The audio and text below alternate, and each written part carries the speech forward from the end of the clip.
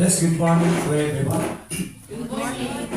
Muli tayo nagpasalamat sa ating Panginoon dahil nagkasama-sama tayo at nagtipon-tipon upang siya ay takilain at itaas ang kanyang Panginoon. Ihanda po natin ang ating mga puso't isipan sa pagsamba sa ating Diyos, sa pag-awit, sa panalangin, sa pagbibigay at sa pagkinig ng kanyang salita. Sa Diyos ang kapurihan at kaluwalhatian. Tumayo po tayong lahat para sa ating call to worship and opening prayer.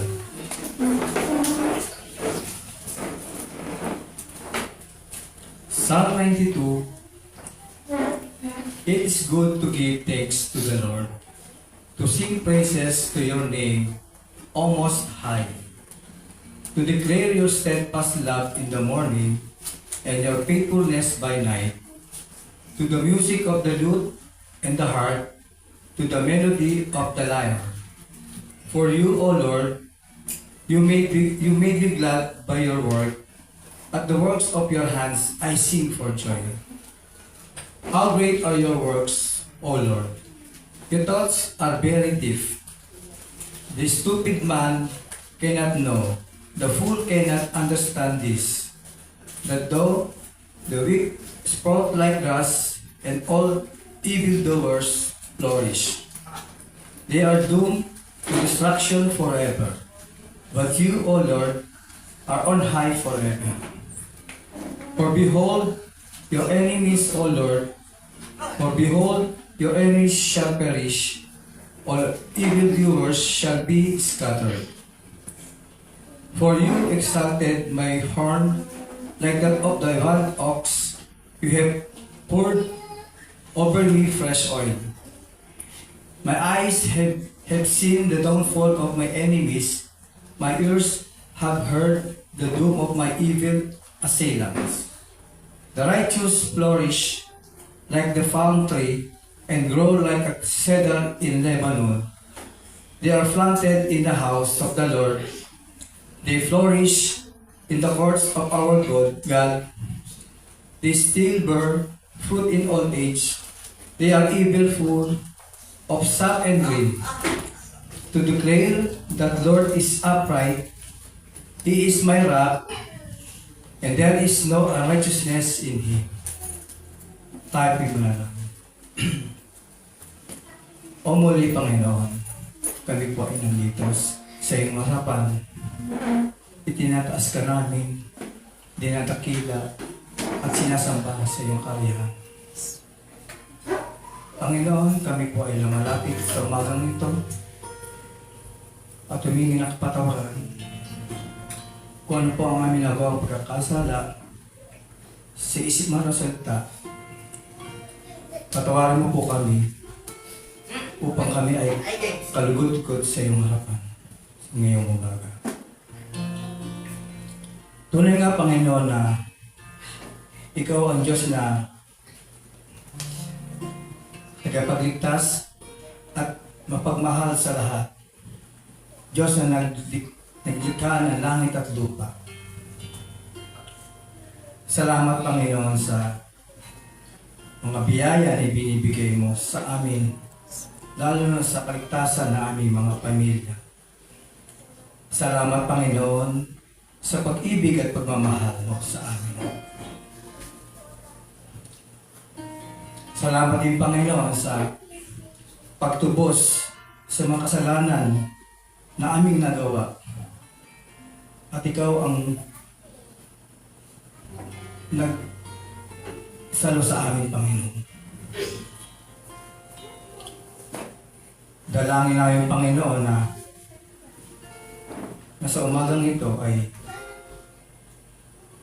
aserta mo lamang ang aming maririnig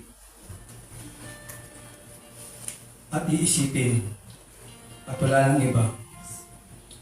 Dalangin namin, Panginoon, na buksan mo ang aming mga puso't isipan upang lubos namin maliwanagan at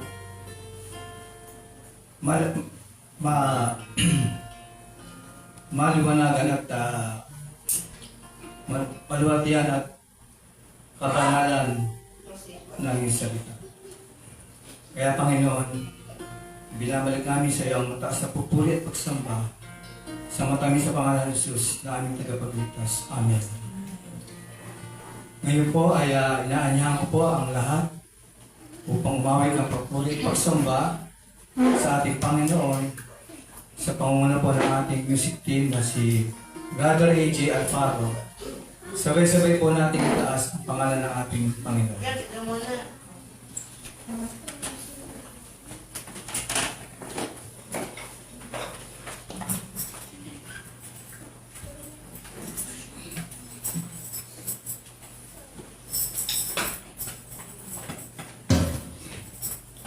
Good morning po sa ating lahat.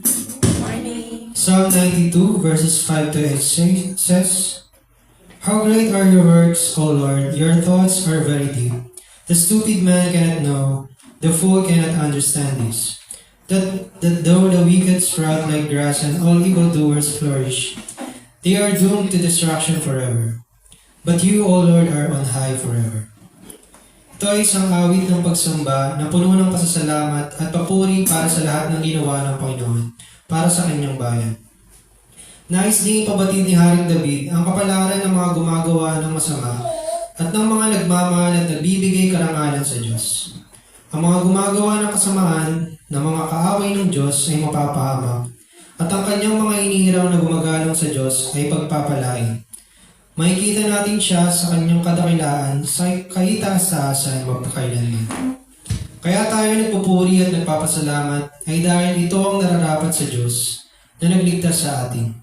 Tinubos niya tayo sa pamamagitan ng buhay, kamatayan at muling pagkabuhay ng kanyang anak na si Jesucristo. Sabi sa 1 John chapter 5 verse 11, At ito ang patotoo, ipinagkaloob sa atin ng Diyos ang buhay na walang hanggan, at ito ay makakamtan natin sa pamamagitan ng kanyang anak.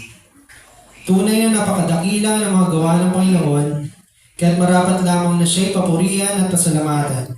Halina tumawid ng papuri at pasasalamat sa Panginoon, sabay-sabay natin itaas ang kanyang banal na pangalan. Let's sing Magnificent, Marvelous, Marvelous Son.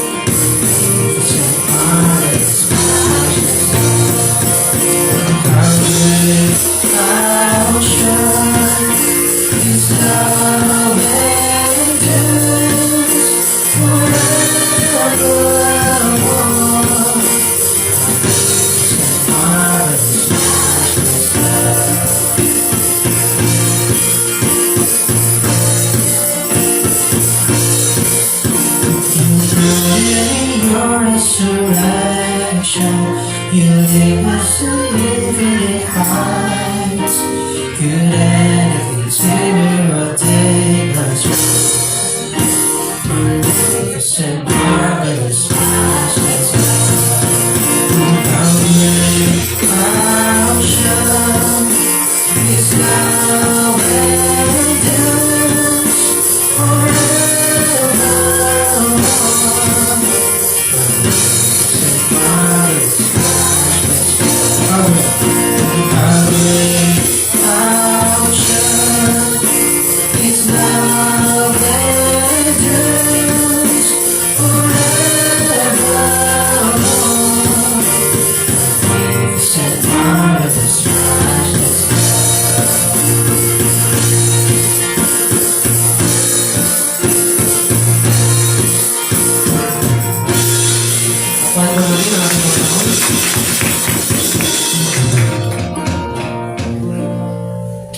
Let's sing graciously.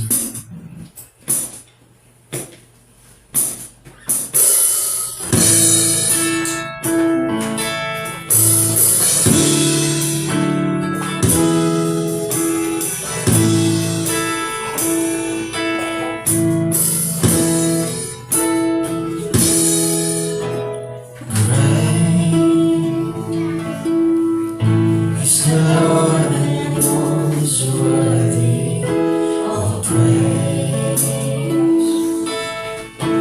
The city of our God, the holy place,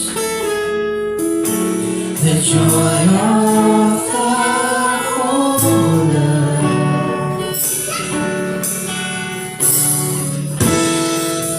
Praise the Lord.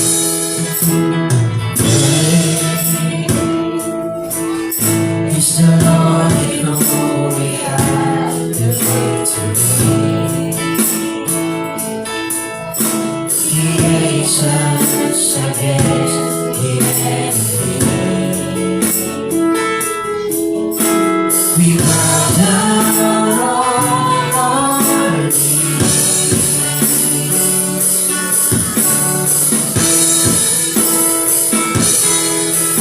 And Lord, we want to live your name on high.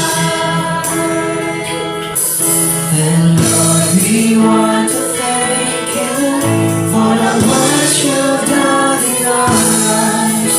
And Lord, we trust in your unfailing love.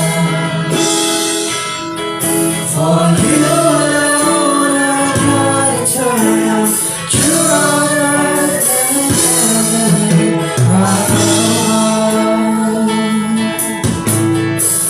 Praise the Lord.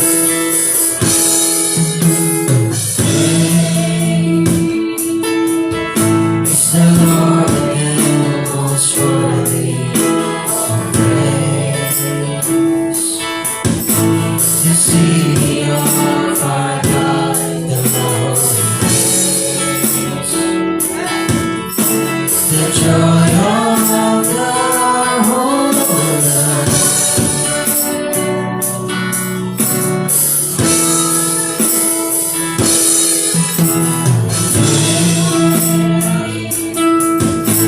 The Lord in whom we have the victory. He hates us against the enemy.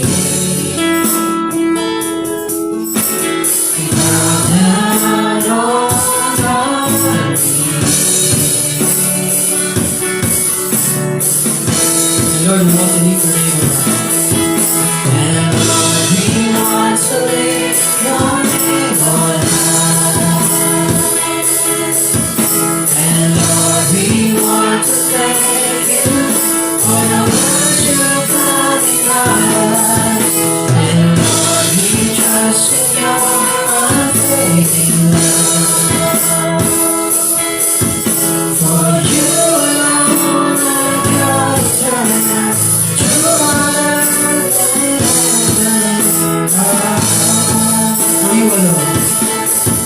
For you alone are God eternal, true on earth and heaven.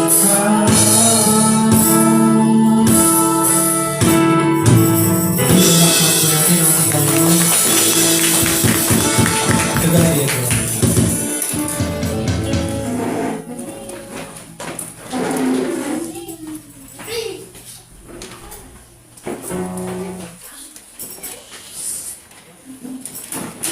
Ngayon naman po ay dadako tayo sa ating pananalangin. Paalala lang po sa mga bata, pag nagpipray, ano pong ginagawa? Pinipikit ang mga mata, tikom ang mga bibig. At kakausapin natin, lalapit tayo sa ating Panginoon. Sige po, pikit po natin ang ating mga mata at tutulog tayo sa Kanya. Let's pray. Our loving Heavenly Father, we thank you once again for giving us another day so we can bless your name, so we can lift your name on high, and we can rejoice in you. Salamat Panginoon for this past week sa mga provisions, and health, and strength. Salamat Panginoon that through this we are able to, through the gift of work, we can provide for our families. We can bless them, and at the same time we can also be reminded, Panginoon, that all good things come from you. And so we praise you today, Panginoon,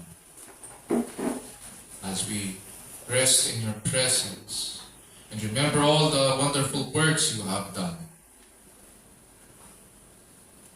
So we take joy, Panginoon, in remembering and singing, Panginoon, of your works. And we bless you today.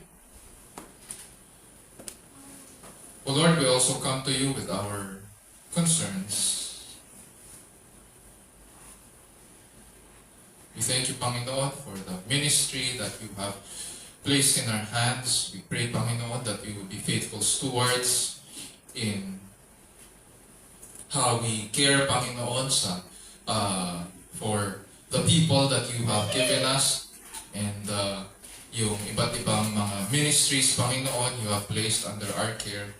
We pray, Panginoon, that we would be able to preach and teach the gospel, make disciples, Panginoon, of wherever you have placed us. And as we do so, O Lord, we pray that we would teach them all the things that you have commanded us to do, that we would baptize them in the name of the Father, and of the Son, and of the Holy Spirit, while holding on to the promise that you would be with us unto the end of the age.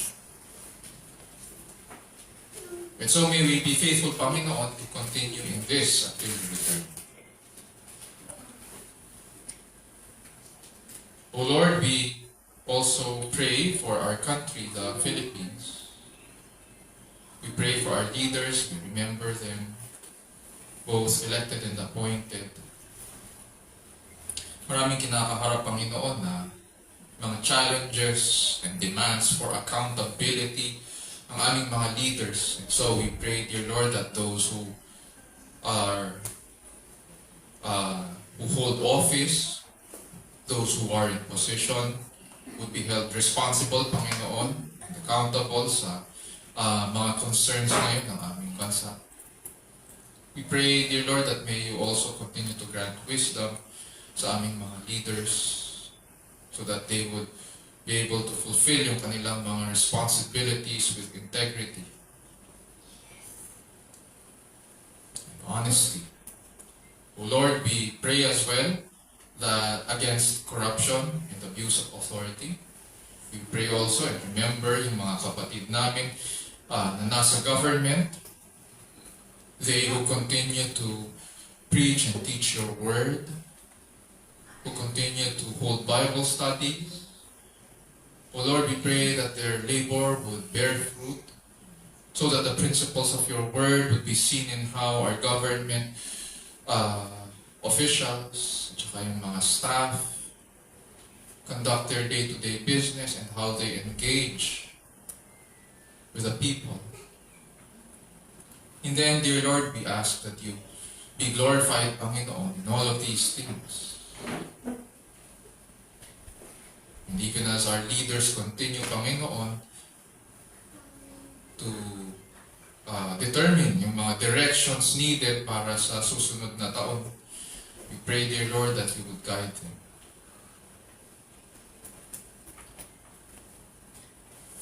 O Lord, we also come to you with our personal concerns. Marami sa amin na may sakit ngayon, who could not be here, dahil may mga nararamdaman. We ask that you extend your healing hands upon them. We pray that you would use the medicines that they're taking at saka yung rest and care of their families so that they would get well. We pray for Erlene dahil masakit ang ulo niya, yung kanyang mata, at meron siyang konting sipon. And also for Ate Rose na nahihilo at umiikot yung kanyang paningin. O Lord, we pray that you would take away what needs to be taken away so that they would get well. We also pray, dear Lord, for Cheryl na nahirapan din huminga, masakit ang kanyang masakit yung kanyang dibdib pag humihinga, ganun din sa kay Ate Mercy, yung mama ni Cheryl, masakit ang kanyang mata. And for those of us, Panginoon, na mayroong mga allergies dahil sa pabago-bagong panahon, we pray, dear Lord, that may you help us cope with the changing weather, at ganun din sa pray that you may help us also to be mindful of our health. Even now, dear Lord, as we understand that our bodies are a gift from you, so we ought to take care of it. Help us, O Lord, to manage yung mga iba't ibang conditions that we have. Even now, as we are committed to a life of wellness, we pray, O Lord, that we would remember these things, that your word continues to teach us. Dear Lord, we also pray for our families, especially yung young families that you have placed under the care of the church. We are thankful, Panginoon, for our children. We thank you, dear Lord, that you continue to bless us. And we pray, dear Lord, that may you equip us. Help us, O Lord, to nurture and rear our families in the saving knowledge of our Lord Jesus Christ. And so as you teach us, dear Lord, from your word, we pray that we would point one another to you so that we can know you, so that we can come to you and bow down to you. That we would understand the redemption that you have accomplished for us.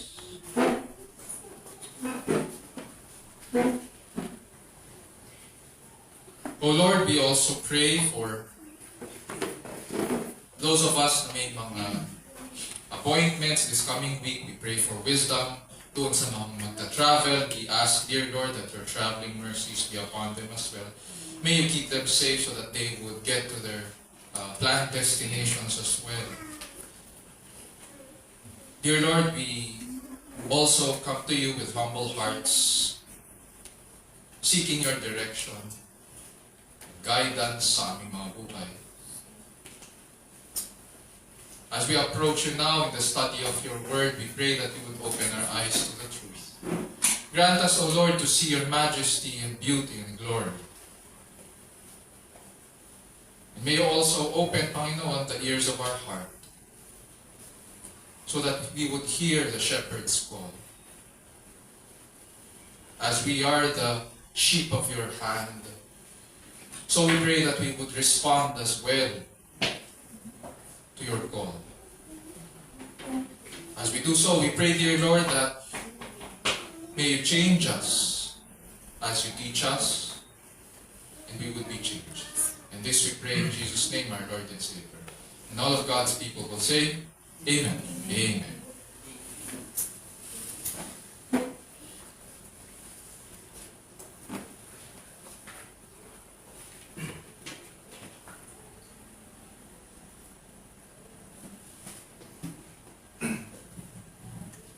Ngayon po ay dadako na po tayo sa pagbasa ng salita ng Diyos na mumula po sa 1 Timothy chapter 3 verses 8 to 13 sa pangunguna po ng ating kapatid na si Renato paterna, tumayo po tayo lahat bilang pagkalas sa salita ng Diyos.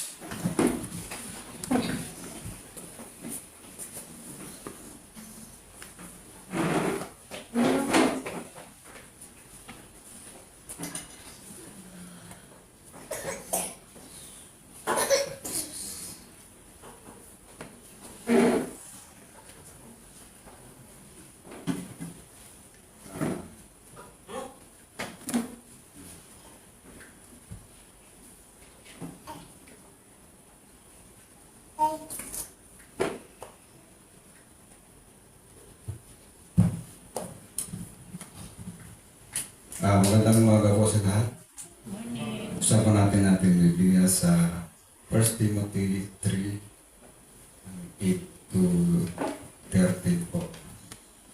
Ito po ang sinasabi. Ang mga tagapaglingkod naman ay dapat din maging kagalang-galang. Dapat mag-iusap, hindi lasindero at hindi sakin sa sarapin. Kailangan sila ay tapat sa pananampalataya ng ating ipinagahayag. At may malinis na budhi. Kailangan surukin muna sila at kung mapatunayan sila ay karapat-dapat, saka sila ay gawing mga tagapaglingkod. Gayon din naman sa kanilang mga asawa, dapat maging kagalang-galang, hindi maninirang puri, mapagtimpi at tapat sa lahat ng bagay. Ang mga tagapaglingkod sa iglesia ay tapat sa isa lamang ang asawa at maayos mga siwa sa kanilang mga anak at sambayan. Ang mga tagapaglingkod na tapat tungkulin ay nakakamit ng magalang na sa mga tao at nakakaroon ng malaking tiwala dahil sa pananampalataya kay Kristo. Ito pang salita ng Panginoon. Purihin po ang Diyos.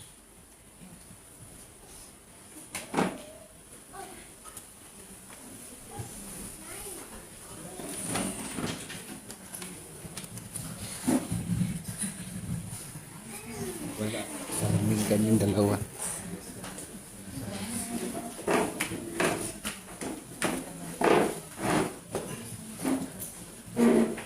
Ang salita ng Diyos ay katotohanan at ito ay kanyang kinasiya. Nagtuturo ito ng katotohanan tungkol sa ating Diyos. At ito rin ay nagsasaway at nagtutuwid sa bawat mananampalataya. Sinasanay tayo nito kung paano ang matuwid na pamumuhay ayon sa kanyang kalooban at kung paano ang tamang pagsamba sa tunay at nag-iisang Diyos. Ayon po yan sa 2 Timothy chapter 3 verses 16 to 17. Ngayon po ay ihahatid sa atin ng ating pastor, Pastor Raymond Benzer, ang salita ng Diyos mula sa ating binasa sa 1 Timothy chapter 3 verses 8 to 13. Nawa ang banal na espiritu ang siyang kumilos at tumulong sa atin sa araw na ito upang makita natin ang kagandahan ng kanyang salita, ang ebanghelyo ng ating Diyos at tagapagligtas na si Jesucristo.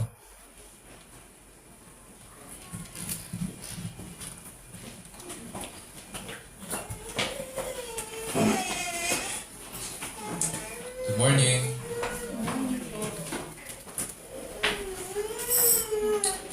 Habang nakaupo ako din kanina, nakita ko mag-share si Kuya Owen at saka si Kuya Nato ng salamin.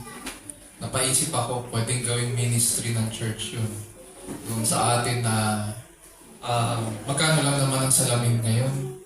Diba? So baka pwedeng i-consider natin, pag-usapan natin sa isa sa mga meetings natin, pwede natin gawing ministry. Especially sa mga readers na tumatayo sa harapan. So, yan.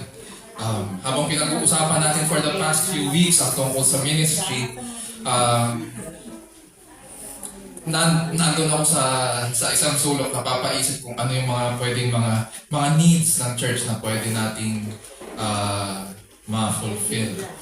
So ngayon po, sa umagang ito, dadako naman po tayo sa ating passage.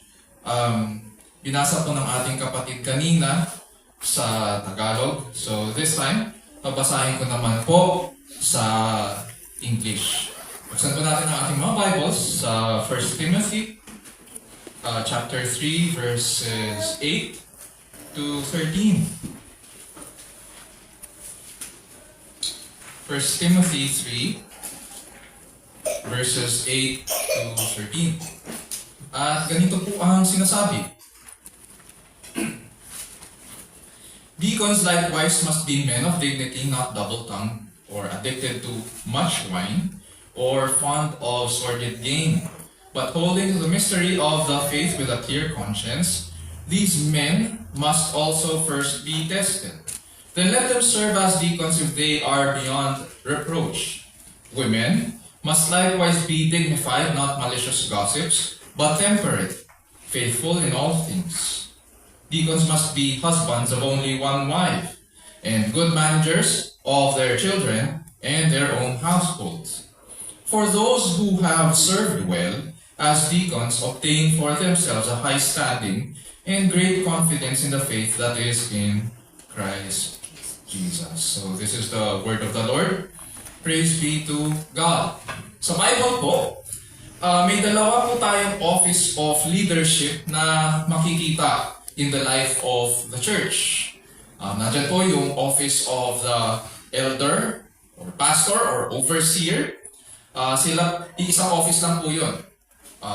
Mas maging ang office of the overseer or minsan tawag bishop, the same yun. It's the same office as the elder at saka yung pastor. Iba't iba lang po ang responsibilities. Pero one and the same office yun. Sila po ang mga tinuturing na tagapangasiwa sa Tagalog sa loob ng church. And then number 2, yung second office, is the office of the deacon. Or sa Tagalog, ang ginamit kanina ay tagapaglingkod. In some churches, itong mga deacons, sila po yung madalas na nakikita natin sa harapan na nag-a-assist po sa tuwing May Lord Supper. So sila yung tumutulong sa pastor sa pangangasiwa ng ordinansa. And for the past 2 Sundays, itong office of the deacon ang ating pinag-aaralan. Last week, tinignan natin yung history niya, yung beginnings of the ministry of the deacon doon sa Acts chapter 6. Mahalaga ito sapagkat nais nating maging mabuting mga stewards ng ministry na pinagkaloob sa atin ng Panginoon. At nais din natin na mamunga ito sa kabanalan, sa buhay ng VBM, at sa pagkakaisa sa katotohanan bilang mga members ng katawan ni Kristo. Now, coming from our study of Acts chapter 6, nakita po natin na may dalawang main ministries ang church na lumalago. Nandiyan po ang ministry ng salita at pananalangin, at pangalawa, yung ministeryo ng practical care. Napag-aralan natin na ang office of the pastor or elder ay nakafocus doon sa ministry ng pangangaral at pananalangin. At yung para doon sa Ministry of Practical Care, nag-assign po sila ng mga deacons. Sa umagang ito, pag-aaralan naman po natin ang mga katangian naman. Mga katangian na tinatalaga sa ministry ng practical care. Ang tinatawag na mga diakono o mga tagapaglingkod. So sa ating pag-aaral ngayon, panalangin ko po na buksan ng ating Panginoon ang ating mga isipan sa sinasabi niya sa kanyang salita. Nawa makilala po natin na siya ang tumatawag sa kanyang mga lingkod at maintindihan po natin ang mga katangian na hinihingi niya sa kanila. At the end of the day, nawa makilala po natin ang ating dakilang Panginoon at manunubos bilang ulo ng kanyang iglesia, para makatugon po tayo sa maayos na pamumuhay sa harapan ng Diyos, sa ilalim ng kapangyarihan ng Diyos, para po sa kalwalhatian ng ating dakilang Diyos. And so our question for Scripture this morning is, what are the qualities to look for in selecting a deacon for the church? What are the qualities to look for in selecting a deacon of the church. And this leads us now dun sa ating passage sa 1 Timothy chapter 3, verse 8. Sabi dyan, deacons likewise must be men of dignity, not double-tongued or addicted to much wine or fond of sordid gain. Makita natin dito yung list of traits now na dapat hanapin sa isang diakono. So, pagkatapos po ibigay ni Apostol Pablo ang mga katangian ng isang tagapangasiwa or isang overseer sa iglesia, makikita po yun sa previous verses, sa verses 1 to 7. Kung gusto nyo ilagay nyo, lagyan nyo ng bracket. Ito yung qualities ng isang bishop or overseer or elder or pastor. Dito sa verses 8 to 13, binibigay naman niya yung katangian ng isang tagapaglingkod sa iglesia. Itong salitang tagapaglingkod sa original language po ay nagmula sa salitang diakono or diakonos sa Griego. Ang salitang ito ay it holds this concept of waiting on tables. Kumbaga, waiter. Pero hindi siya yung waiter na nasa isipan natin ngayon na nakatayo lang. At hinihintay ka na matapos kumain at doon sila magsaserve sila. Ang point na pinapakita sa atin ng New Testament is that itong diakonos ay nagsaserve. Noong unang panahon po, tinuturing na isang kahinaan po ang paglilingkod. Ang mga Hentil ayaw nila sa ganitong bagay, yung naglilingkod ka sa ibang tao. Diaconal service was a sign of weakness in the ancient world.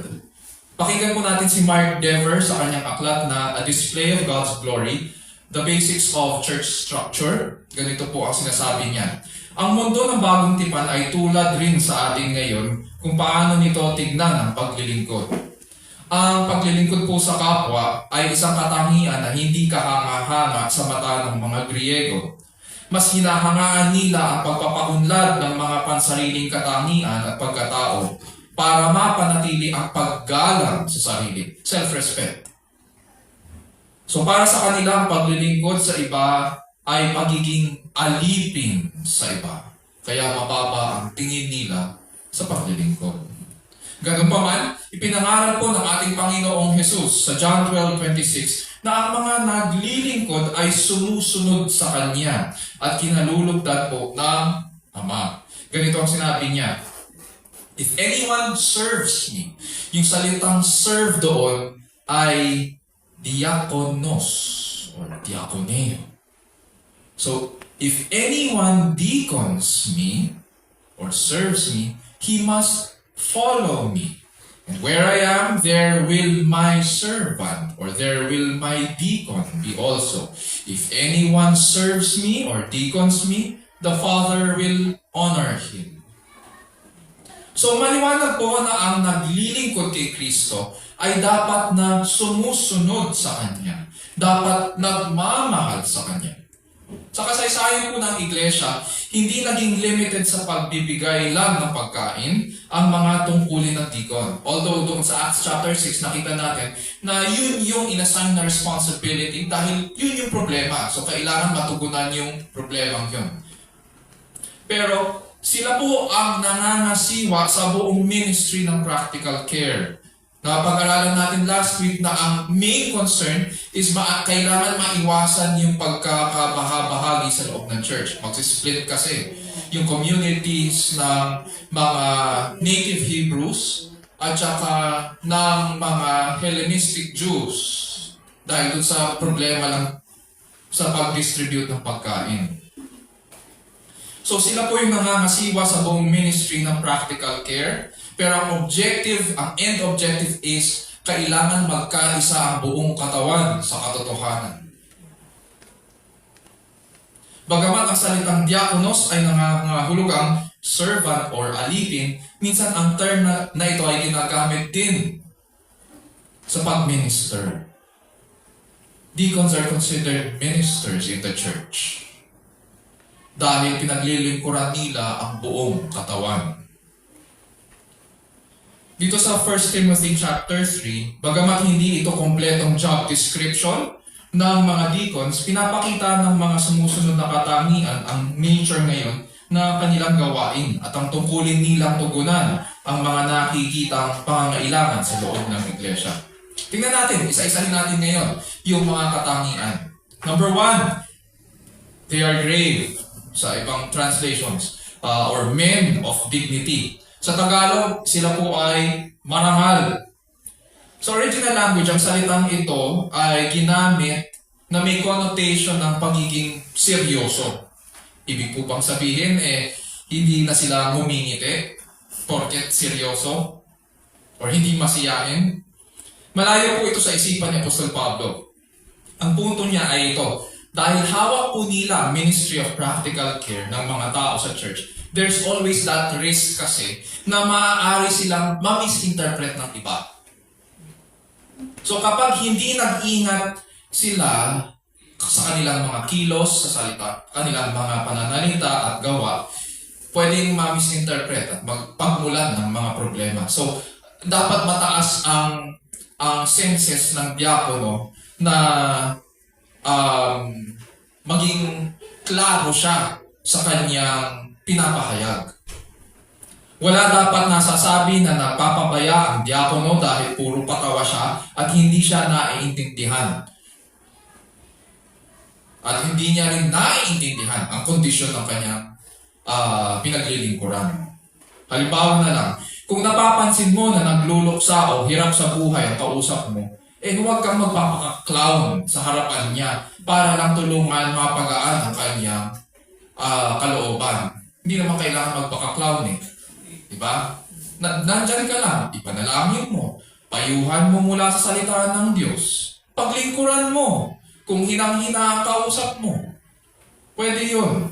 Basahan mo mula sa aklat ng mga awit.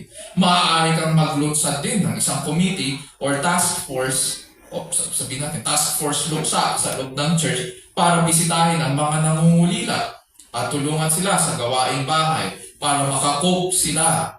Mahirap nga naman na namatayan ka tapos meron ka rin responsibilidad sa bahay. Mabigat na nga yung damdamin mo, patong-patong pa, trabaho sa loob ng bahay. Mahirap yun. Kaya tulad ng mga tagapangasiwa or elders or overseers, nararapat lang na pinapakita ng isang diakono sa kanyang kilos ang dangal ng kanyang opisina at tamang pakikitungo sa iba. Mahalagang maipakita na nauunawaan niya ang sitwasyon ng church at sitwasyon ng mga tao na kanyang pinaglilingkuran. So yun yung ibig sabihin ng grave, or they are men of dignity. Pagkatapos po ibigay ni Apostol Pablo ang isang positive na katangian, sinundan niya po ito ng tatlong negative na prohibitive qualities. Sabi niya dyan, not double-tongued. Dahil maraming ngayong commitments ang diakono, dapat tapat siya mangusap. Mapapansin natin ang tinutukoy dito ni Apostol Pablo ay mga kalalakihan. Maging sa Acts chapter 6, ang pinatawag ng mga apostol at ang instruction sa kanila ay pumili ng 7 lalaki. Mga lalaki ito. Hindi babae. Gusto ko yung translation doon sa Tagalog na binasa kanina ni Kuya Renato. Ang ginamit doon sa gitna, imbis na mga babae, clear, sabi niya, ang asawa ng mga diakono. So, ibig sabihin, maliwanag na ang passage na ito ay tungkol sa mga lalaking tinalaga para sa ministry ng paglilingkod. So, they should not be double-tongued. Ito ay mga lalaking may isang salita. Hindi pa iba-iba. Hindi pabago-bago. Marami po akong kilala, lalaki pa man din, abay kung magsalita. Iba ang sinasabi dito, pag nakaharap sa'yo, iba rin ang sasabihin. Tapos malalaman mo, iba yung sinabi doon sa kausap niya. So ano ba talaga ang totoo? Kalalaki pa man ding tao, walang isang salita. Because the deacon deals with different kinds of people and meeting their needs, may temptation kasi na maging men pleasers. Merong mga taong ganon. And by nature, ang mga Pinoy, By nature, sadly, we are men pleasers. At madamdamin tayo. Pero the Bible requires us, especially sa mga deacons, na maging isang salita sa ating mga kausap. Hindi dapat men pleasers na oo na lang kahit hindi naman pala totoo para sumaya lang ang kausap niya. Hindi rin tayo dapat na nag-over-promise and then under-deliver. Na pumayag na gagawin pero hindi naman pala gagawin. Hindi din dapat mga chismoso ang mga lalaki. Or, sa panahong ito, ang ginagamit na salita rin ay hindi dapat hipokrito. Ibig sabihin, may kinuwento sa iba naman ang kinuwento sa pangalawa, iba rin ang gagawin. So, lumalabas na pag ganun kasi hindi mapagkakatiwalaan. Ayaw natin ng taong ganito. Ayaw natin ng taong hindi tumutupad sa usapan. Ayaw natin ng nang-iindiyan. Diba? Nakakainis. Imbis na mapaglingkuran ang iglesia, pagmumulan pa itong taong ito ng mga kalikuan at katitisuran sa iba. So, hindi dapat. Yung pangatlong katangian dyan na makikita natin, not addicted to much wine. Ganito rin ang prohibition o pagbabawal ni Apostol Pablo sa mga tagapangasiwa.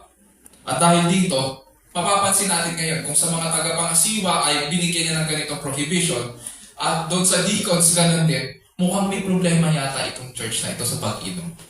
No? Ang church na tinutukoy dito ni Apostol Pablo kay Timothy ay ang church at Ephesus. Kaya nga nagkaroon ng breakdown sa kanilang families. Pag binasa po natin ang Book of Ephesians, sasabihin ni Apostol Pablo, do not be drunk with much wine, but be controlled with the Holy Spirit. Ang point dito ni Apostol Pablo, kaya piniring up niya yung problema, at lalo na pagdating sa mga kababaihan, is because sa pag-inom nila, walang kakontrol-kontrol. Lalo na yung mga kalalakinan. So, ang mga lalaki sa kakainom nila, napabayaan nila kanilang mga pamilya. And hindi malayo ito sa nangyayari sa atin sa panahon natin. Nawawalan ng kontrol ang mga lalaki. Hindi lamang kontrol sa pamilya, kontrol sa sarili. Out of control. Walang self-control. At dahil dito, nagkaroon din ng problema sa loob ng church. When there is a breakdown in the management of the household, sigurado ang susunod na institution dyan, yung church. And so, kailangan i-address ngayon ni Apostol Pablo yung problema. Yung mga babae kasi, ang sinabi ng mga babae, ganon. Ayaw nyo na maging asawa na matinong asawa. Ayaw nyo maging matinong ama. Puro na lang kayo inom, puro na lang lasing ang umuwi sa bahay. Ganyan. O di sige, kami ang tatayo bilang mga tatay. Kami ang tatayo bilang mga tagapangasiwa. Kami ang tatayo bilang mga tagapaglingkod. Ganun ang nangyari. Hindi ganun ang order na sinet ng Panginoon. Umaalma siya.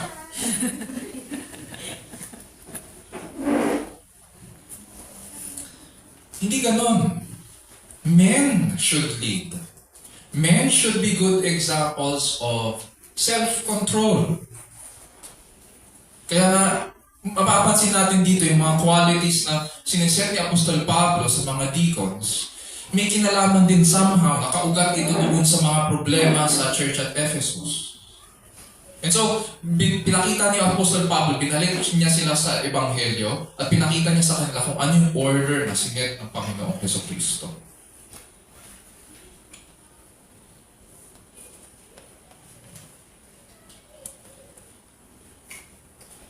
So, ang mga tagapaglingkod ay hindi sugapa sa alak, hindi lasenggo. Di alipin ang espiritu ng alak. At kailangang hayag sa buong komunidad ang kanyang pagpipigil at klaro ng pag-iisip. So, kapag in-extend po natin ang application na ito, pwede natin sabihin hindi lamang siya nagpapaalipin sa alak, it also applies to drugs. Hindi siya, ang psychological term kasi aadik-adik eh. Pero sa Bible kasi ang pagpapaalipin ay nagpapasakot ka sa isang kasalanan. Pag sabing adik kasi nawawala yung konsepto ng kasalanan eh. Ang ginagawa natin, inaabuso natin ang isang mabuting bagay. Sinisira natin ang ating katawan sa pamamagitan ng bagay na yun. Samantalang dapat pagpapala sana yun. And so, hindi siya nagpapaalipin sa drugs, hindi nagpapaalipin sa utang, hindi nagpapaalipin sa pagkain, o mukbang, tawag natin ngayon, o eat all you can.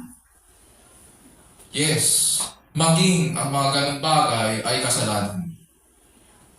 Hindi siya alipin sa mga chismaks, o kahit anong bagay sapagkat alam niyang pinalaya na siya ni Kristo. Pangapat, not fond of sordid gain.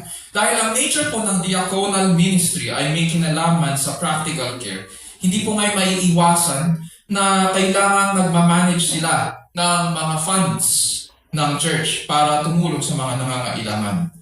At kapag ikaw ay humawak sa funds, there is always that temptation na ilagay ang iyong kamay at gamitin yung funds sa ibang bagay. Yan yung problema ng bansa natin ngayon, di ba? Masyadong malaking responsibilidad at saka mga kapangyarihan ang binigay sa mga mambabatas. That this is the reality that we are facing now sa ating bansa. Hindi nagbago ang problemang ito. Ganun din ang hinarap nila sa church at Ephesus. There's always that temptation na sumausaw sa kaban ng church o kumita sa petty cash ng church. Dito sa chapter 6 po ng 1 Timothy, nagbigay ng babala po si Apostol Pablo tungkol sa mga pagnanasang yumaman sa anumang paraan at magkamal ng salapi. Buksan natin sandali sa 1 Timothy chapter 6 verses 9 to 10. At binigyan niya rin sila ng babala. Ganito po ang kanyang sinabi. 1 Timothy chapter 6 verses 9 and 10. Ang mga nagnanasang yumaman sa anumang paraan ay mahuhulog sa tukso at sa bitag ng masasamang hanganin, magtutulak sa kanila sa kapahamakan. Sapagkat ang pag-ibig sa salapi ay siyang ugat ng lahat ng kasamaan. Dahil sa paghahangad na magkamal ng salapi, may mga nalayo sa pananampalataya at nasadlak sa paghihirap ng kalooban.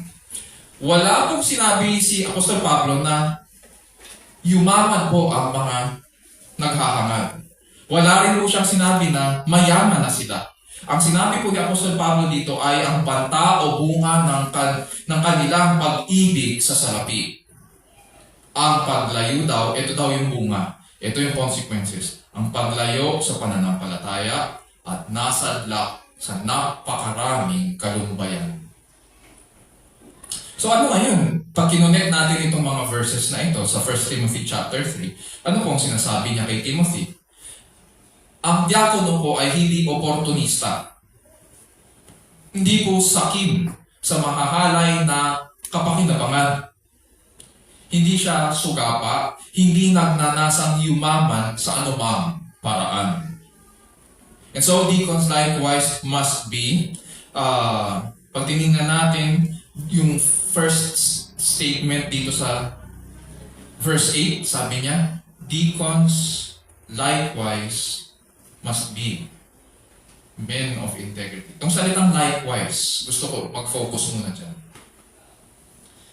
Ang tinutukoy po ni Apostol Pablo dyan sa salitang likewise ay may pagkakapareho ibig sabihin. Sabi ko nga kanina, itong chapter 3 na ito ay nahati sa dalawa. Yung first part, yung verses 1 to 12, nandun yung office of the overseer, or bishop, elders.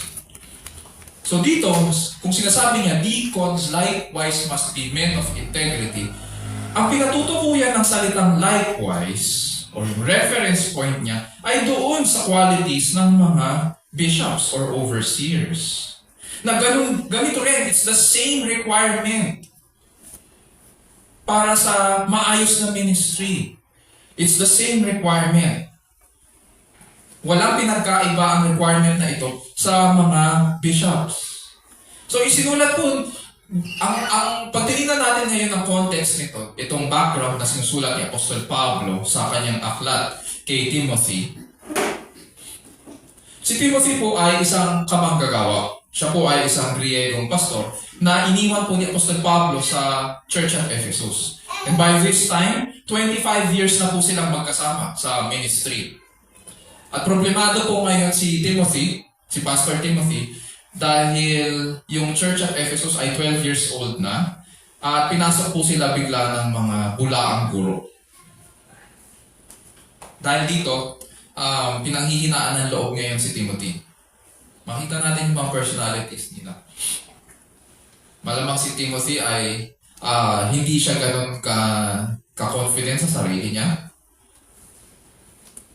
Kaya pinanghihinaan siya. Kaya sumulat ngayon si Apostol Pablo, yung kanyang mentor, para ipaglaban niya ang mabuting pakikipaglaban ng pananampalataya at turuan yung mga tao sa Ephesus ng tamang pagsamba. At nakapaloob dito sa tamang pagsamba ang pagtawag at pagtalaga sa mga tamang tagapaglingkod at tagapangasiwa. Yes, part ng godliness, part ng worship natin ang pagpili sa tamang leaders o mag-govern sa loob ng church. Just as studying yung financial statements natin at yung numbers ng church ay bahagi ng ating tamang pagsamba, maging ang pagpili sa mga maglilingkod sa atin at mga masiwa ay bahagi ng tamang pagsamba. So what are the qualities to look for in selecting a deacon of the church? Number 1, he is known to be a godly man among fellow believers in the church. Yun yung makikita natin sa verse 8. He is known to be a godly man among fellow believers in the church. So kilala siya. Ibig sabihin, may kinalaman ito sa reputation niya, sa pagkakakilala sa kanya ng iba. Punta naman tayo ngayon sa verses 9 to 10. But holding to the mystery of the faith with a clear conscience, these men must also first be tested. Then let them serve as deacons if they are beyond reproach. Makita natin dito ang mga spiritual qualities ng isang tagapaglingkod. Kanina, ang pinag-usapan natin yung reputation niya. Ngayon, tingnan natin yung kanyang mga spiritual qualities. Verse 9, sabi dyan, holding to the mystery of the faith with a clear conscience. Sa Tagalog, iniingatan ng hiwaga ng pananampalataya ng malinis na budhi. Kaya ibig sabihin ito. Ibig sabihin po, mahigpit na mahigpit niyang pinaghahawakan ang pananampalataya at Kristiyano. At hindi ito kinakahiya. Sa makatuwid, ang dapat na maglilingkod, ang pipiliin na maglilingkod, ay hindi bagito sa pananampalataya. Mapagkakatiwalaan siyang panindigan ng may buong isipan at diwa ang katuruan ng Scriptures. Kapag sinubukan siya, hindi siya madaling matinago, mabuwal. Hindi siya madaling bumigay. Hindi niya kinakahiya ang salita ng Panginoon, hindi niya kinakahiya ang ebanghelyo ng Panginoong Jesus. Sabi dyan ni Pablo, with a clear conscience. Malinis ang budhi. Bakit kailangan malinis ang kanyang budhi? Dahil kung ano ang kanyang pananampalataya, ganun din dapat ang kanyang pamumuhay. Kung ano ang kanyang pinaninindigan, yun din dapat ang nakikita sa kanyang gawa. Hindi naman pwede na naninindigan ka sa isang bagay, tapos kapag sinubok ka, bigla kang tatakbo. Bakit sinabi mo na naninindigan ka sa ganyang bagay, tapos hindi mo man naman pala kaya. Hindi ganon. Kapag sinabing nananalig, kapag sinabing naninindigan sa salita, kapag sinubok, dapat napapatunayan yun na hindi niya kinakahiya ang salita ng Panginoon. Sa makatuwid, siya'y tapat. His actions are consistent with his beliefs. Sabi rin dyan, these men must also first be tested. Sinabi ni Apostol Pablo dito na bago pa sila piliin o kilalanin ng church, dapat sila siyasatin. Sa original language, ang salitang ginamit sa let these men be tested ay nasa present tense po. Present tense. Ibig sabihin, hindi lang sila sinusubok before or sinisiyasat before sila piliin, maging sa kanilang pag-hold ng office, patuloy silang sinisiyasat. Patuloy silang ini-evaluate ng church. Ongoing ang pagsisiyasat sa kanila. Hindi ito one time lang. So parang ang sinasabi dito, Apostol Pablo, responsibility ng church na siyasatin sila. At hindi dapat nagpapabaya ang church sa pagsisiyasat. Ulitin ko, veterano, hindi baguhan. Bagamat hindi ang diakono, mapapansin din natin, hindi po siya required na mangaral sa harapan. Hindi siya required na magpahayag ng salita tulad ng overseer or pastor. Wala dapat masasabing masama tungkol sa kanyang buhay. Dagdag pa ni Apostol Pablo, kung makitang marapat at walang kapintasan, gawing tagapaglingkod sa iglesia. Which leads us doon sa number 2, yung second quality. Deacons possess personal godliness. Sa verses 9 to 10. Deacons possess personal godliness. Dahil matuwid ang kanyang pamumuhay at walang mapipintas sa kanya, masasabi na mayroon siyang personal na kabanalan. Punta tayo sa verses 11 to 12. Sabi dyan, women must likewise be dignified. Nakakapagtaka, biglang siningit ni Apostol Pablo, women. Mga kalalakihan na tinalaga sa ministry na paglilingkod ang pinag-usapan, tapos may women. May paliwanag po dyan.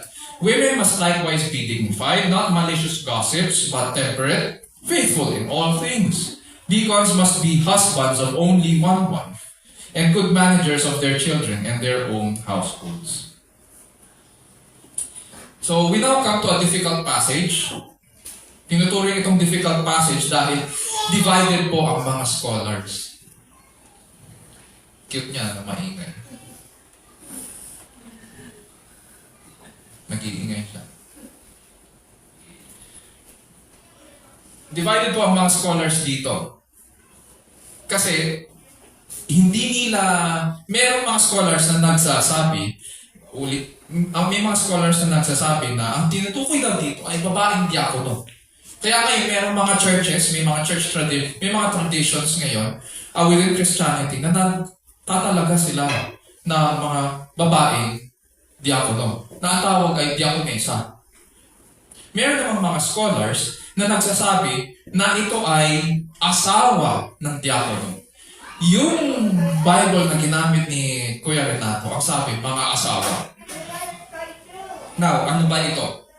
Ito ba ay office of the deaconess? O ito ba ay mga asawa ng diakono? 4 observations muna. So, para maging klaro sa atin itong passage na ito. Klaruhin natin. Maliwanag po sa scriptures na hindi pinagbabawal ni Apostol Pablo ngayon ang paglilingkod ng mga babae sa loob ng church ministry. Sa 1 Timothy 5:9 to 16 at saka sa Titus 2:3 to 4, makikita po natin ang mga tungkulin ng kababaihan sa loob ng church. Sa Titus 2:3 to 4, tinuturuan rin po nila mga kabataang babae na magmahal sa sariling asawa at mga anak at maging mahinahon, malinis ang isipan, mabait, masipag, masunurin sa kanilang asawa upang walang masabi sa salita ng Diyos. Yun yung ministry ng kababaihan. Hindi lang yun. Sa 1 Timothy 5:9-16, at gusto ko pong i-challenge ang ating mga kababaihan at yung women's ministry. Pag-usapan natin ito para ma-define natin ang ministry ng mga kababaihan sa loob ng church. Sabi sa 1 Timothy 5:9-16, maaaring rin daw isama sa paglilingkod ang mga balo na hindi bababa sa 60 years old. Yes, may binigay na edad si Apostol Pablo kasi sabi niya, yung mga babaeng mas mababa sa 60 years old na balo, may desire pa yan na mag-asawa. So, hayaan mo na paglingkuran nila, kung gusto pa nila mag-asawa, paglingkuran nila ang kanilang pamilya. Pero dito, in this case, yung mga tatanggapin daw sa paglilingkod na hindi bababa sa 60 years old, dapat may katangian na ganito. Naging tapat sa asawa nila. Kilala kumbaga reputation ang pinag-uusapan. Hindi pwedeng pakalat-kalat ka.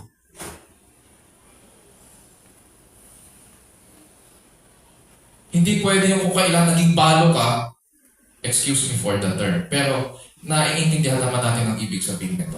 Hindi pwede yung naging balo ka o during the time na may asawa ka, pokpok ka.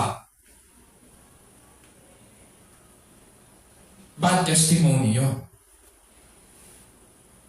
Kailangan naging tapat sa asawa, pinalaki niyang mabuti ang kanilang mga anak, magiliw na tumanggap sa mga nakikituloy sa kanilang tahanan, may hospitality, in other words. Naglingkod sa mga hinirang ng Diyos, tumulong sa nangangailangan, itinalaga ang sarili sa paggawa ng mabuti. Kung mayroon daw na balo sa pamilya ng isang babaeng mananampalataya, dapat din daw niya alagaan ito upang hindi maging dalangin sa iglesia at maiukol ng iglesia ang pansin sa mga balong nangangailangan. Kita natin ngayon yung interconnectedness ng relationships ng mga kababaihan sa loob ng church sa Ephesus. Ang ganda ng ministry nila. This was a deep and rich ministry ng mga kababaihan sa church at Ephesus. And I challenge yung ating women's ministry na one time let's sit down at pag-usapan natin para ma-define ito. Very interesting ang pag-aaral sa ministry ng kababaihan. Second observation. Ang ginamit na salita dito ay women sa original language, gunaitas. Ngunit may ilang English versions ng Bible na nagsasabi na ang tinutukoy dito ay mga asawang babae. Asawa sila ng mga diakono. Pangatlo, kung hiwalay po ito na opisina ng diakonesa, nakakapagtaka lang.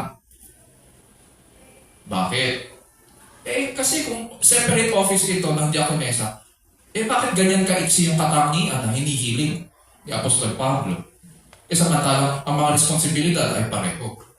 Same office, same responsibilities, pero mas yung list of qualifications mas maiksi. Bakit ganun? Kumpara sa mga kalalakinan. Pang-apat, although may separate ministry ang mga kababaihan sa Bible, it seems na mayroong mga diakono sa church at Ephesus who share their responsibilities of serving in the church with women. Sa 1 Timothy 2:12, pinagbawal po ni Apostol Pablo ang kababaihan sa office ng elder. Ibig sabihin, walang pastor na babae. I do not permit a woman to teach or exercise authority over men. Kahit asawa pa po siya ng pastor, hindi siya pwedeng tawaging pastora. Mali yun. In that context, sino ngayon itong mga kababaihan na tinutukoy ni Pablo sa 1 Timothy chapter 3, verse 11? It seems na hindi ito separate office ng diakonesa, kundi sila ay mga asawa ng mga diakono. Kasama nila ang kanilang asawa sa pagmin-ministry. Dahil nga why? Kasi nga, sila po ay bukod sa magkatuwang, Nais ni Apostol Pablo na kasama ng mga diakono sa paglilingkod ang kanilang asawang babae. Nararapat na kasama sila sa ministry ng paglilingkod sa buong church. Ayon po kay Apostol Pablo, tingnan natin yung mga iba't ibang qualities pa ng mga deacons and their wives. They must likewise be dignified, matitino, may dignidad. Tulad ng kanilang male counterpart, dapat walang kapintasan po ang mga babaeng ito. Walang mapupulaan sa kanila. Inaalagaan nila ang kanilang patotoo, inaalagaan nila ang kanilang relationship sa kanilang asawa, inaalagaan nila ang kanilang relationship sa kanilang pamilya, sa kanilang mga anak. They are not, malicious gossips, hindi mapanirang buri. Maging sa panahon ni na Apostol Pablo, problema na ang pagchichismis. Hindi chismosa. Kahit sa panahon natin, problema pa rin itong daldalan sa loob ng church. Pangatlo, temperate. Opposite ito ng chismosa. Mapagpigil at mabait sa kapwa. Hindi bunganga ng bunganga. Yun. Biglang tumahimik. Kaya ganito ang description ni Apostol Pablo dahil alam po natin na noong panahon nila, yung mga kababaihan, matapang ang naturalesa. Why? May cultural baggage kasi ang mga kababaihan noong panahon nila. Pag pumunta tayo sa Ephesus, kung may balak po kayo pumunta din sa Ephesus, makikita niyo po may temple ni Diana doon. Si Diana po ay isang hunter. She is a strong character sa paganism. At syempre, dahil sinasamba nila dati si Goddess Diana, kung ano ang personality ng kanilang Diyos-Diyosan, nakukuha nila yun. Kaya ngayon, nung nagka-problema dito sa church at Ephesus, lumalabas ngayon yung naturalesa ng mga babae, strong character nila in dealing with the problems. So, inaano ngayon, minamanage ngayon ni Apostol Pablo yung problem sa loob ng church by addressing na ganito dapat ang mga kababaihan sa loob ng church. Yun yung mga cultural baggages that they have to deal with.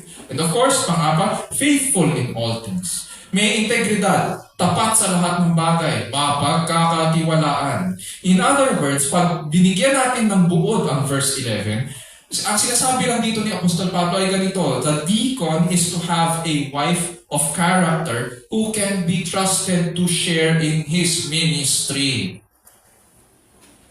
Sa mga tuwid, pag namili ng diakono, kasama pati ang kanyang asawa sa pagsisiyasat, sa pag-evaluate.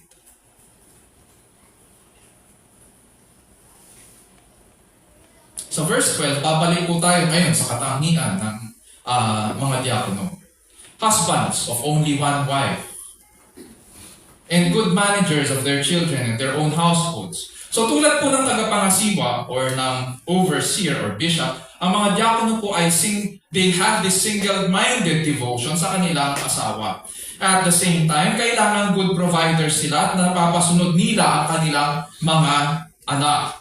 Ibig sabihin, ine-exercise nila ang kanilang God-given authority sa loob ng pamamahay. Sa mga katuwid, di ba, matatandaan natin, paulit-ulit kong sinasabi, our family is our first ministry, hindi ang church. Our family is our first ministry, yun yung first qualification. At makikita natin kung paano in-apply yun ni Pablo dito naman. Ang qualification para makapili ng isang tagapangasiwa, tagapaglingkod ay dapat mabuti silang asawa at mabuti sa kanila at maayos nila na ma-manage ang kanilang household. Why?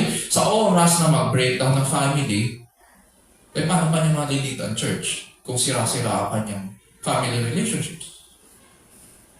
Kung hindi niya na ma-manage ang household, how else can he manage yung church? Sa panahon po natin, may mga naririnig akong mga kwento na ang galing ni pastor sa church, pero pag tinignan mo yung pamilya niya, watak-watak, yung mga anak niya, hindi mabuting testimony. Bakit niyo ginawang pastor yan? Kung hindi niya pala kung hindi niya kayang pasunurin ang kanyang pamilya, kung hindi niya kayang alagaan at ingatan ang kanyang asawa, bakit naging pastor yan? Makes sense, di ba? Because our family is our first ministry. At ang first example in the church na nag-a-apply ng family is our first ministry ay dapat sa pastor. Sa mga tumatayong tagapangasiwa at tagapaglingkod. Hindi pwedeng nagpapastor ka, hindi pwedeng tumatayo ka, hindi pwedeng naglilingkod ka, tapos sira-sira naman ang pamilya mo. Cannot be. Yun yung sinasabi dito ni Pablo. May pa tayong kasabihan din. How does this apply now to the whole church? In terms of the way we look at yung mga haligi at saka ilaw ng tahanan. Meron tayong mga kasabihan ganyan, di ba? Ang ama ay haligi ng tahanan. Ano ba ibig sabihin nito? Pakinggan po natin ang isang article sa Bandera Inquirer na sinulat noong 2021. Sabi doon, hindi matatawaran ng papel na ginagampanan ng isang ama para sa kanyang pamilya. Kung ang mga ina ay ang ilaw ng tahanan, ang mga ama naman bilang haligi ng tahanan ay katuwang sa paghubog ng ugali, pagdidisiplina, at pagprotekta sa kanilang mga anak. Sounds okay, di ba? Sila ang kadalasang nagtataguyod at nagsusumikap upang buhayin ang buong pamilya. Yun yung problema. Bakit? Para sa marami sa atin, lumaki po tayo na ang tingin natin sa pagiging haligi ng tahanan ay nagtatrabaho.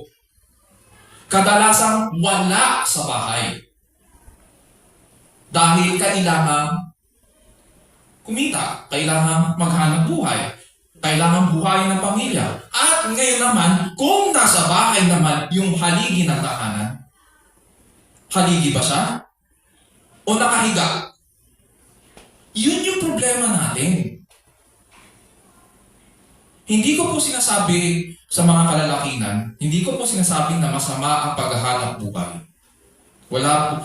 Ang paghahanap buhay po ay kaloob mula sa Panginoon. This is a gift from God from the very beginning. Makikita natin yun sa Genesis 1. Pinagkaloob niya yun kay Adan. Ang pinupunto ko po dito problema ay ang pananaw natin na ang pagiging ama ay natatapos sa paghahanap buhay. Uulitin ko, ang problema natin ay ang pananaw natin na ang pagiging ama ay natatapos sa tungkulin ng paghahanap buhay. Hindi ganito ang pagiging haligi ng tahanan. In the Bible, ang ama ay hindi lamang nagsusumikap na buhayin ng buong pamilya sa pamamagitan ng kanyang pamamagitan ng paghahanap buhay. Siya rin po ay guro.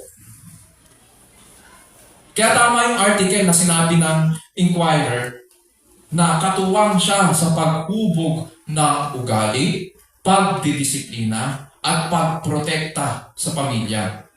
Pero kadalasan kasi, nakikita lang natin yung tungkol sa paghahanap buhay.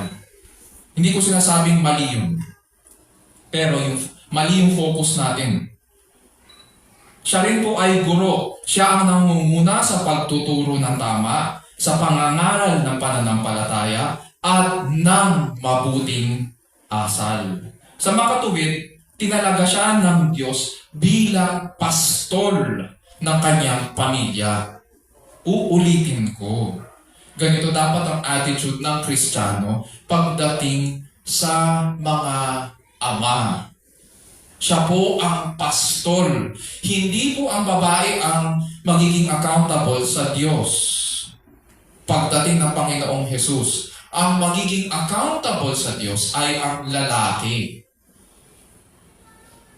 So ngayon, ang kausap ko po, syempre, since pinag-aaralan natin yung mga deacons, ang kausap ko po, mainly ngayon, ay mga kalalakinan. Huwag nating pababayaan ang ating tungkulin bilang pastol ng tahanan. Dapat ito nakikita ng ating mga asawa at anak.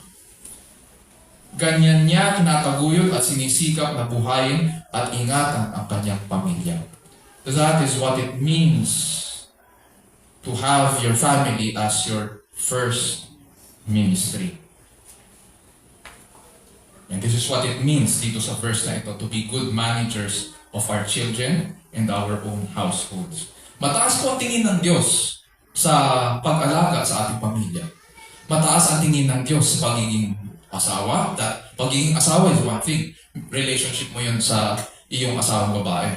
But then, iba rin ang pagiging ama. At mataas ang tingin ng Diyos sa pagiging ama sapagkat siya po ay ating ama sa langit. Ang problema natin, binaba natin ng binaba. So number 3, so verses 11 to 12, deacons are faithful managers of their family and household. Deacons are faithful managers of their family and household. Ayan, nakakomenta yan doon sa sinasabi natin na our family is our first ministry. Punta tayo sa verse 13. For those who have served well as deacons obtain for themselves a high standing and great confidence in the faith that is in Christ Jesus. Nandito na po tayo sa pangwakas na bahagi ng katangian na binigay o binili ni Apostol Pablo kay Timothy ukol sa pagpili ng mga deacons sa church. Bagamat mababa po ang tingin noong unang panahon ng mga tao sa paglilingkod, Paul is now here correcting yung misconception mula sa kanilang kultura. Sabi po niya, ang office ng diakono is an office of high standing. Hindi siya mababa. Hindi katulad ng tingin ng mga tagalabas. Ginagalang sa buong katawan ni Kristo.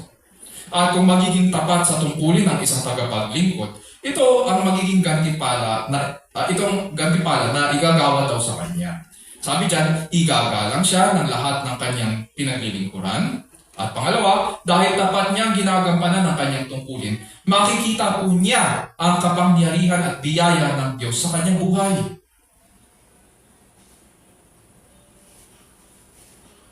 Kung magpapatuloy siya, makikita po niya ang kapangyarihan at biyaya ng Diyos sa kanyang buhay. Ibig sabihin, ang hiling sa isang diakono ay maging tapat sa kanyang pagkatawag. He is expected to serve well. Pag sinabing serve well, ang salitang ito ay hindi one time lang. Na parang iniisip natin parang tulad ng isang bayani na namatay para sa kanyang bayan. Isang beses lang. Tapos hindi na nabuhay. Hindi ito one time act lang. A deacon who serves well is someone who does this on a day-to-day basis. It's an everyday business of serving God's people. It's all about being faithful to Christ. Parang katulad rin ng isang pagpapastor. Ang pagpapastor, bagamat nakikita lang ng church tuwing Sunday, pero ang pagpapastor po ay hindi po ito 8-hour job. Hindi po ito na one-time thing lang. It's an everyday calling. Ganon din sa diakono, full-time siya. Yung paglilingkod niya sa church, full-time yun. And so, those who serve well, approve ang Panginoon sa kanyang katapatan at dahil dito, may confidence ngayon yung diakono na makakapagpatuloy siya sa mas mahalagang tungkulin sa pag-alaga sa buong church. Dahil he will receive yung confidence ng buong church and respect at ganun din ipakikita sa kanya ng Panginoon kung paano siya kumilos sa kanyang ministry. In summary, what are the qualities to look for in selecting a deacon of the church? Number 1, he is known to be a godly man among fellow believers in the church. So verse 8, may kinalaman to sa kanyang reputation. Number 2, he possesses personal godliness. So verses 9 to 10. At syempre, pangatlo, he is a faithful manager of his family and household. Of course, kasama dito sa verse 13 is to serve well, di ba? So, nais natin na kapag pumili tayo ng isang lingkod, ay maglilingkod siya ng tapat. So, napansin po ba natin dito sa ating pag-aaral, walang binanggit si Apostol Pablo sa mga deacons na to be godly outside the church. Given na kasi yun. Dahil po sa kanilang paglilingkod sa mga nangangailangan, nakikita rin sila ng mga tagalabas. Matik na maayos ang pakikitungo nila sa mga nasa labas ng church. Kumbaga, hindi na kailangang i-memorize yun. And so mga kapatid at kaibigan, the gospel tells us na sino ba ang model natin dito? Hinuhugot lang ba natin ito sa ating sarili? Hindi. The good news is that bumaba ang Panginoong Jesus hindi para paglingkuran, kundi para maglingkod at ibigay ang kanyang buhay para sa bawat isa sa atin. Sabi nga niya, whoever wishes to become great among you shall be your servant. And whoever wishes to be first among you shall be your slave.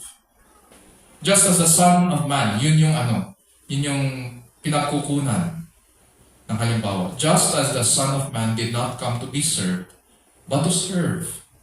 Siya ang Panginoon, pero siya yung naglingkod sa atin. And to give His life a ransom for many. Siya po ang dahilan, kaya nandito tayo ngayon.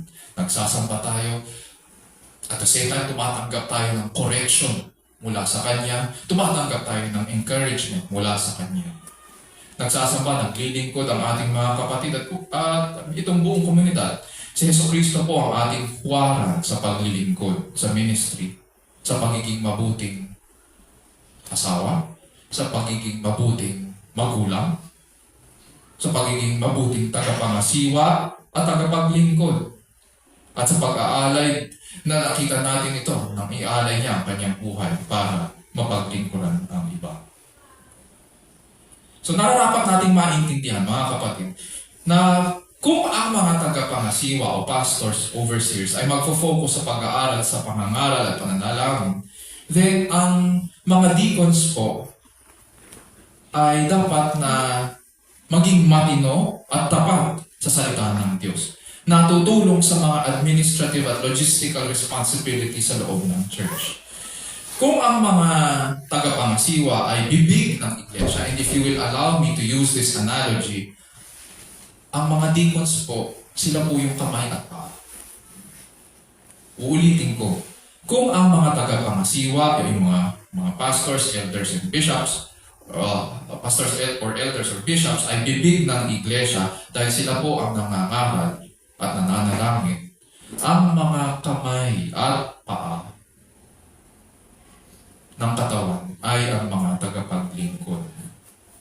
Bagamat ang mga diakono ay hindi required po na magturo ng salita ng Diyos, hindi excuse ito ngayon na ibababa natin ang pamantayan at hindi nila pag-aaralan ng salita. Mahalaga po ang kanilang tungkulin sa iglesia. Isa sa mga requirements sa kanila ay manindigan sa pananampalataya. Paano ka maninindigan kung hindi mo alam ang pananampalataya? So kailangan mong pag-aralan ang pananampalataya, kailangan mong pag-aralan ng salita ng Diyos. Sabi nga ni Benjamin Keach, isang Baptist theologian na nabuhay noong 17th century, ganito raw ang scope ng responsibilities ng deacon.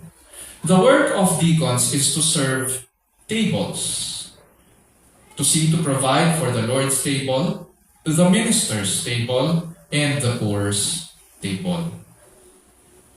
Mga kapatid, ganito ang mga diakono ng iglesia na kinalulugdan ng Diyos na maglingkod sa kanyang harapan. Ganito rin tayo magiging tapat sa Panginoon sa pagpili ng mga maglilingkod sa buong iglesia sa practical care ministry. At sa ganitong paraan, Diyos ang maluluwalhati sa ating kalagitnaan. Isapuso natin ang mga bagay na ito at purihin natin ang ating dakilang Panginoon. Tayo manalangin. O Lord our God, our Father in heaven, we thank you for your word. We thank you for the admonition, Panginoon, for showing us, for confronting, Panginoon, for confronting us about our false understanding about yung mga different offices inside the church, especially pagdating sa deacons, yung mga calling that you have for us, the different roles that we have in as we live our lives in relation sa aming mga spouses, with our children, and with our fellow brothers and sisters in Christ. And so we thank you, dear Lord, that you have not only confronted us, but you correct us. You lead us in the straight path so that we would see, dear Lord, how you work in the lives of your people. That you would, because you are a God who takes joy in blessing his people, so you also desire to bless your people here at VBM. And so we pray, dear Lord, that may you help us as you correct, Panginoon, yung mga misconceptions namin. May you enable us also, Panginoon, to make the necessary correction sa aming mga families. We pray that may you place in order the commitments that we have at saka yung mga iba't ibang roles. Oh, dear Lord, that you would bless our families. For we consider our family as our first ministry. And so, dear Lord, we pray that we would be faithful in this calling. O Lord, we pray also that you would grant wisdom to your people as we prepare, Panginoon, in the next few weeks in discussing yung mga different responsibilities and in selecting, Panginoon, the deacons who will serve as hands and feet of the church. So we pray, dear Lord, that may you help us and lead us, O Lord, as we look into yung mga qualifications na ito. And we pray, dear Lord, that in the end, as we follow yung instructions niyo po, may you be glorified, Panginoon, in the ministry that you have given us here at BBM. Dear Lord, we also pray for those who will be selected. We pray that they would remain faithful to you, strengthen them, grant them, O Lord, yung wisdom to continue trusting in your promises, and in also leading yung mga families of VBM to you. And so we thank you, dear Lord, for this challenge that you give us. Help us, dear Lord, to persevere in the faith, to persist as well in the face of challenges and difficulty. And in the end, dear Lord, we pray that you would be glorified in our midst. And so we thank you, Panginoon, for this privilege that you have given us to study your word.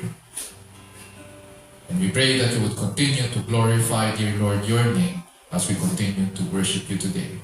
And this we pray in Jesus' name, our Lord and Savior. And all of God's people will say, Amen. Amen.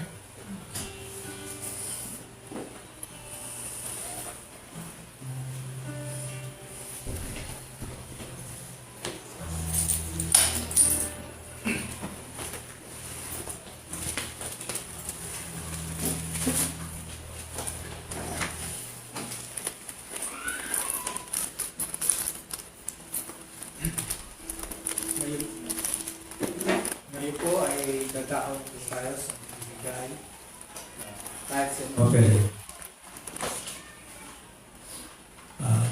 Matthew chapter 6, verses 1 to 4. Beware of practicing your righteousness before other people in order to be seen by them, for then you will have no reward from your Father who is in heaven. Thus, when you give to the needy, sound the trumpet before you, as the hypocrites do in the synagogues and in the streets, that they may be praised by others. Truly I say to you, they have received their reward. But when you give to the needy, do not let your left hand know what your right hand is doing, so that your giving may be in secret, and your Father who sees in secret will reward you.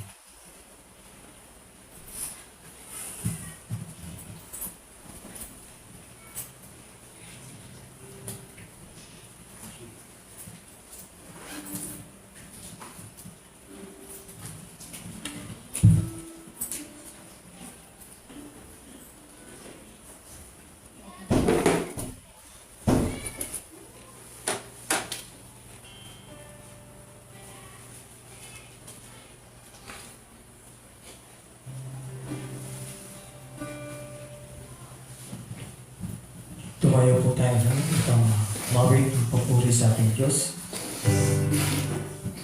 Praise God, all blessings down. Praise Him, all creatures here below.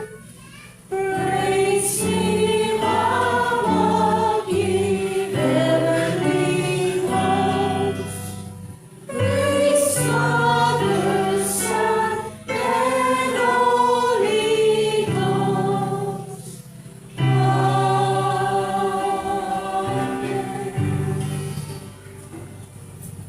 Tayo po muna na.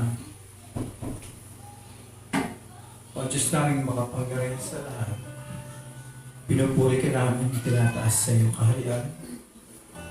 Panginoon, kami pinagpapasalamat sa mga biyaya na binibigay mo lalo po sa pinansyal at spiritual.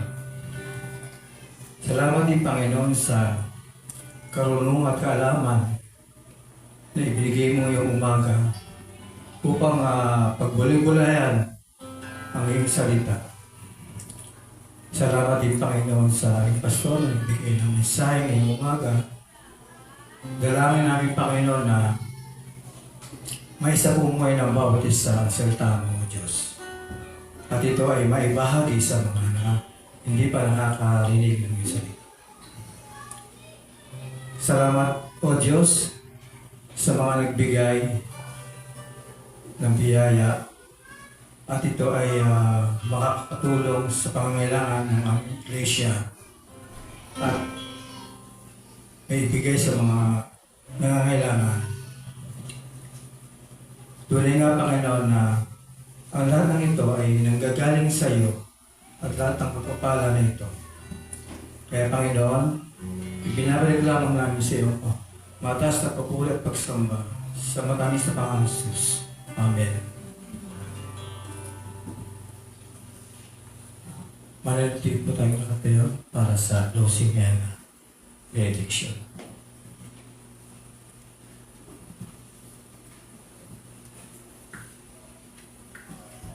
Mga kapatid, purihin po natin ang ating Panginoon at tanggapin ang kanyang pagpapala. Now, to Him who is able to establish you according to my gospel and the preaching of Jesus Christ, according to the revelation of the mystery which has been kept secret for long ages past, but now is manifested and by the scriptures of the prophets, according to the commandment of the eternal God, has been made known to all the nations, leading to obedience of faith. To the only wise God, through Jesus Christ, be the glory forever. Amen.